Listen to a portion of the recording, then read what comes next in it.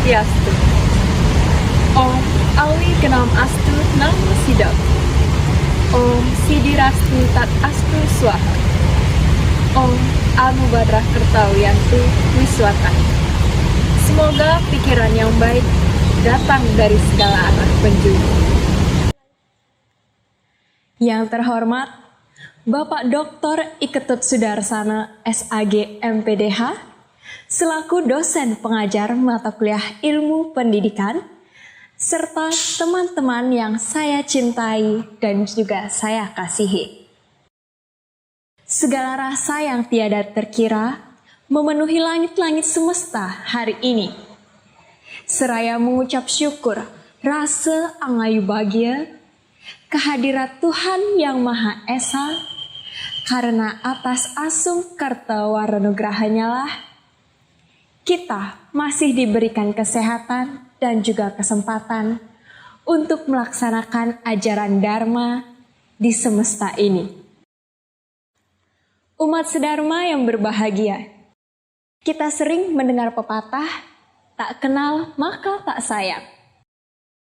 Maka dari itu, izinkan saya untuk memperkenalkan diri. Saya, Nimade Chandra Meita Pratiwi, NIM 211011069, Prodi Pendidikan Agama Hindu, kelas 1A Denpasar, selaku mahasiswa Universitas Hindu Negeri I Gusti Bagus Sugriwa Denpasar.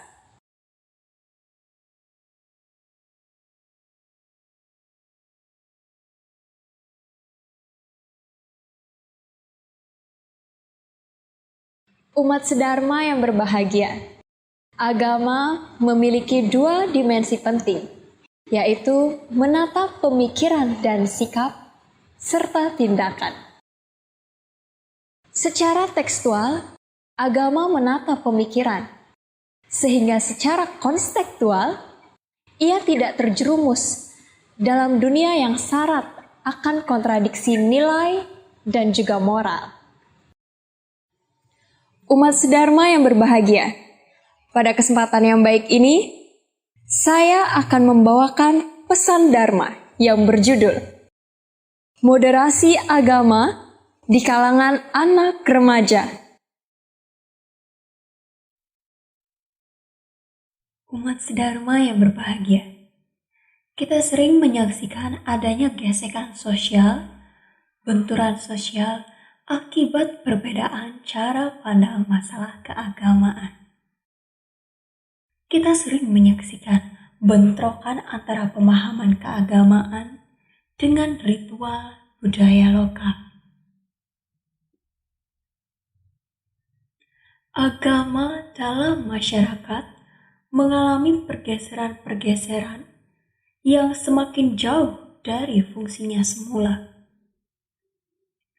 Hal ini disebabkan karena kehadirannya tidak lagi dimonopoli oleh identitas kewilayahan. Moderasi agama atau moderat adalah sebuah kata sifat turunan dari kata moderation yang memiliki arti tidak berlebih-lebihan alias sedang atau seimbang. Dalam Kamus Besar Bahasa Indonesia, didefinisikan bahwa moderasi merupakan pengurangan sikap kekerasan dan penghindaran keekstriman. Jadi, ketika kata moderasi disandingkan dengan kata beragama, sehingga menjadi moderasi beragama, maka akan merujuk pada pengurangan kekerasan serta penghindaran keekstriman akibat cara pandang dan praktek beragama. Lalu bagaimana yang dikatakan ekstrim dalam beragama? Ada 3 patokan untuk dikatakan orang tersebut ekstrim dalam beragama.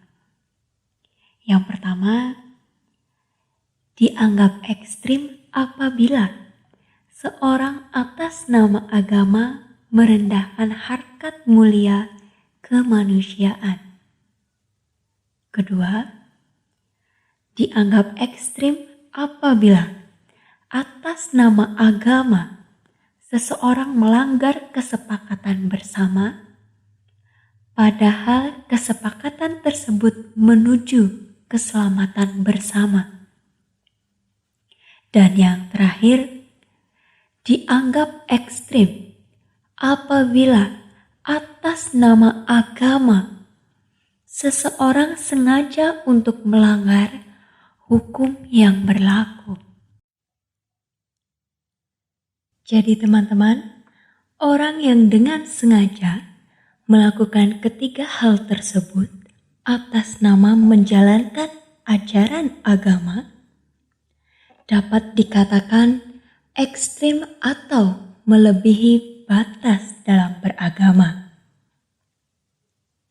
Umat sedharma yang berbahagia, kita sebagai umat Hindu haruslah menyadari bahwa moderasi beragama adalah cara kita sebagai umat beragama untuk menjaga Nusantara kita yang penuh dengan keberagamaan ini, sehingga mampu untuk hidup rukun dan damai. Agar perjuangan para pahlawan dan para leluhur tidak sia-sia dalam perjuangannya membangun negara kesatuan Republik Indonesia di atas asas Bhinneka Tunggal Ika yang mengakui keberagaman atas budaya, suku, agama, ras, dan sebagainya. Oleh karena itu, marilah kita sebagai remaja menyadari kita adalah beragam, karena kita yang akan melanjutkan cita-cita para leluhur. Dalam ajaran agama Hindu, kita mengenal yang namanya Tattwa Asi, yang artinya aku adalah kamu dan kamu adalah aku. Ajaran ini menjadi landasan etis dan moral bagi umat Hindu dalam menjalankan kehidupan, sehingga dapat menjalani swadharmani utama dengan baik. Filosofi ajaran ini adalah bagaimana kita menghayati perasaan orang lain ketika kita mengecek agama orang lain. Maka ketika itu kita dan agama juga akan tercela. Lalu timbul sebuah pertanyaan. Bagaimana ketika agama kita dinistakan, dijelekkan? Lalu apa yang harus kita lakukan? Apakah kita harus membalasnya? Jawabannya ada pada kitab Sara Samuscaya, Sloka 317 yang berbunyi, Napape pratipapasya sadurewa sadabawe atma naiwa hattah papoyah papam kartu micati, yang artinya, oleh karenanya perbuatan baiklah yang harus dilakukan dan terus diusahakan. Meskipun orang berbuat jahat kepada kita, hendaklah dibalas dengan perbuatan baji. Kejahatan jangan dibalas dengan kejahatan, sebab kita akan terjebak dalam kejahatan dan menjadi sama saja dengan mereka yang jahat. Siapa yang berbuat akan memperoleh karmanya. Umat sedharma yang berbahagia, kita haruslah menjadi manusia yang hebat dan mapan dalam cenana dan laksana.